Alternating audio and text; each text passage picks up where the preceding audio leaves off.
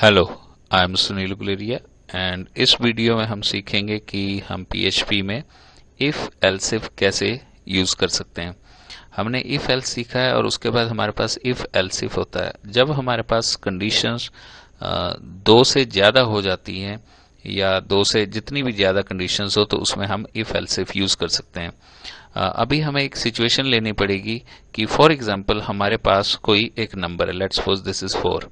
हम ये चेक करना चाहते हैं या हम चाहते हैं कि यूजर को एक आउटपुट आए, यहाँ वो 0 से लेके 9 तक नंबर एंटर करे और उसको आउटपुट आए, वो उस नंबर को बताए कि वो वर्ड्स में, जैसे यहाँ हमने डिजिट दिया 4, तो आपका प्रोग्राम चेक करे और उसे output they, that is FOUR। तो आप क्या लगाएंगे, इफ, क्योंकि आपको सारे नंबर चेक करने पड़ेंगे। If dollar number equal to 0, तो आप यहाँ क्या करेंगे, आपके पास एक आउटपुट आनी चाहिए, दैट इज इको, एंड आप कह सकते हैं ZERO। तो आप यहाँ एक आउटपुट दे सकते हैं 0। लेकिन अगर वो 0 नहीं है तो आप क्या करेंगे, else if what, that is dollar suppose number equal to 1। हम यहाँ एक रिलेशनल ऑपरेटर लगा रहे हैं जो कंपैरिजन के लिए यूज किया जाता है कि इको एंड देन 0 के बाद हम लगा देंगे 1। और ये इसी तरह से हमें ये सारी की सारी कंडीशंस लगानी पड़ेंगी। आप इसे कॉपी भी कर सकते हैं अगर आप चाहें तो। लेट्स सपोज हम इसे यहाँ से कॉपी कर लें, Ctrl+C, और यहाँ चले जाएं। दिस इज फॉर 2, 3, 4, 5, 6, 7, 8, 9, और एक हम और ले सकते हैं। सपोज अब आप यहाँ इसको चेंज करने की कोशिश करेंगे, 1 था, 1 आ जाए, एल्स इफ, और आप यहाँ देखें, यहाँ आप 2 कर दें, और 2 है तो यहाँ आपको आउटपुट देनी पड़ेगी। आप लिख सकते हैं TWO, और आप यहाँ आ जाएं।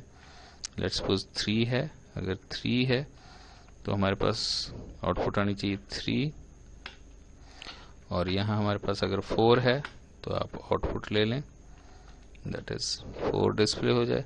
इस तरह से आप 4 के बाद आप जा सकते हैं। अगर यहाँ 5 है तो यहाँ 5 आ जाएगा, और यहाँ अगर 6 है सो यहाँ पर 6 आ जाना चाहिए। आप इस तरह से सबको चेंज कर लेंगे, जैसे 7 हो गया, and then else if num equal to 8, else if num equal to 9, and then हमने एंड में एक एल्स लगा दिया आफ्टर 9, क्योंकि 0 to 9 हमने चेक करना है, तो एक हम एल्स भी लगा सकते हैं। एल्स का मतलब है कि जब ऊपर से कोई भी कंडीशन ट्रू नहीं होगी तो ये वाली कंडीशन चलेगी। अब थोड़ा सा हम इसको समझने की कोशिश करते हैं, ये एग्जीक्यूट कैसे होंगे और इनको हम कहाँ लगाएंगे। हमने यहाँ नंबर की वैल्यू 4 दी है, हम चाहते हैं कि 0 to 9 के बीच में कोई भी नंबर हो, तो हमने यहाँ इफ लगाया। इफ वो सबसे पहले यहाँ पर आएगा और इसको चेक करेगा। अगर ये फॉल्स है तो ये इस एल्स इफ में जाएगा और इसको चेक करेगा। लेकिन अगर ये ट्रू हो जाती है, अगर ये ट्रू हो गई तो इफ के अंदर आएगा और इस इफ इको को 0 कर देगा और यहां से ही एग्जिट कर जाएगा। बाकी के जो एल्स इफ हैं उनको बिल्कुल चेक नहीं करेगा, और जो आपकी आखिर में एल्स स्टेटमेंट है यहाँ पर कंट्रोल आ जाएगा आपके पास यहाँ पर।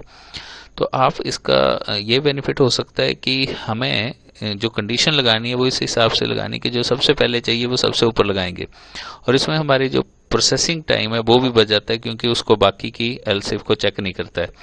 लेकिन अगर ये फॉल्स है तो वो इसको चेक करेगा, अगर ये फॉल्स है तो इसको चेक करेगा, अगर ये फॉल्स है तो नेक्स्ट को चेक करेगा। इस तरह से ही अगर ये फॉल्स होती गई तो वो नेक्स्ट जाता है, और जहां ट्रू हो गया, लेट्स सपोज ये 3 हो गया हमारे केस में, जैसे ये 4 है, अगर ये ट्रू हो जाएगी तो ये इसको प्रिंट करेगा, और इसको प्रिंट करने के बाद ये एल्स के आगे चल जाएगा, यहाँ चल जाएगा। सो इस तरह से अगर हम इसकी आउटपुट देखें, आप ब्राउजर चलाएं और आप रिफ्रेश करें, ये हमारे पास 4 आ गया है। मैंने इसको एग्जीक्यूट किया था। अगर आप चाहते हैं तो आप 4 की जगह यहाँ पर वैल्यू चेंज कर दो, आप इसकी जगह लेट्स सपोज 7 कर दो, Ctrl+S Alt+Tab F5, तो आप देखेंगे द नंबर इज 7।